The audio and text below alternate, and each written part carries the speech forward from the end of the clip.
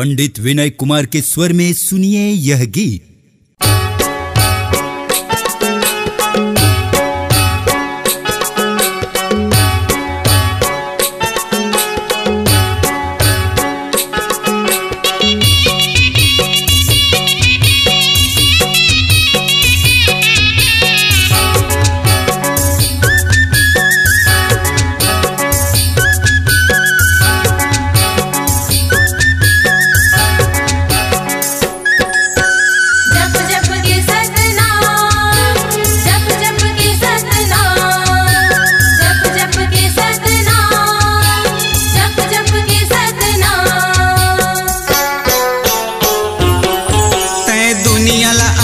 बना डरे बाबा जप जप के सतनाम।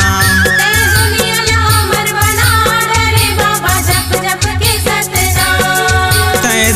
ला अमर बना डरे बाबा जप जप के सतनाम।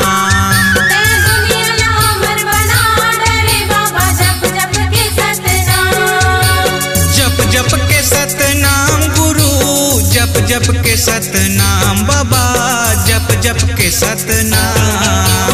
जप जप के सतनाम गुरु, जप जप के सतनाम बाबा, जप जप के सतनाम।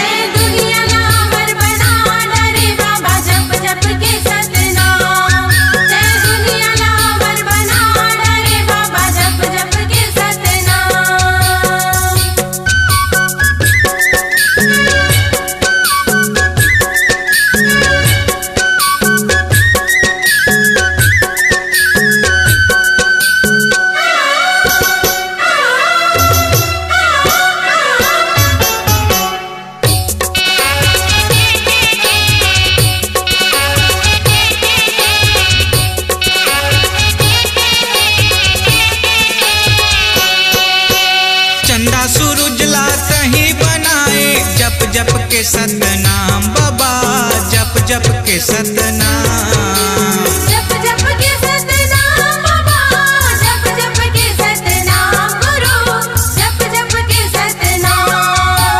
धरती अंबर ला तही बनाए जप जप के सतनाम बाबा, जप जप के सतनाम।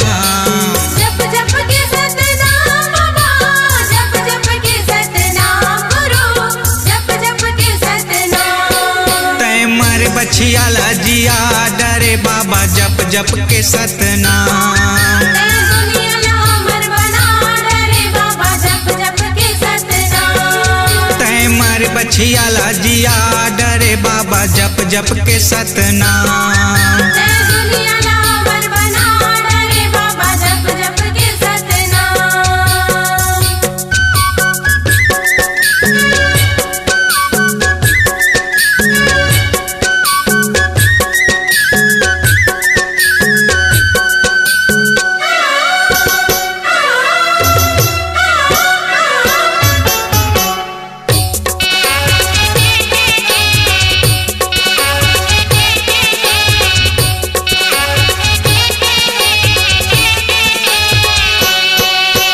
पशु पक्षी नर नारी बनाए जप जप के सतनाम बाबा, जप जप के सतनाम। जप जप के सतनाम बाबा, जप जप के सतनाम गुरु, जप जप के सतनाम।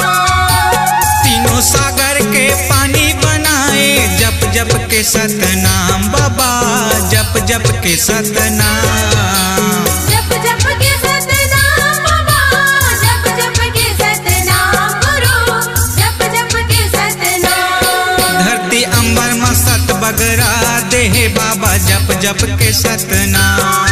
तै दुनिया ला अमर बना डरे बाबा जप जप के सतनाम। धरती अंबर में सत बगरा देह बाबा जप जप के सतनाम। तै दुनिया ला अमर बना डरे बाबा जप जप के सतनाम।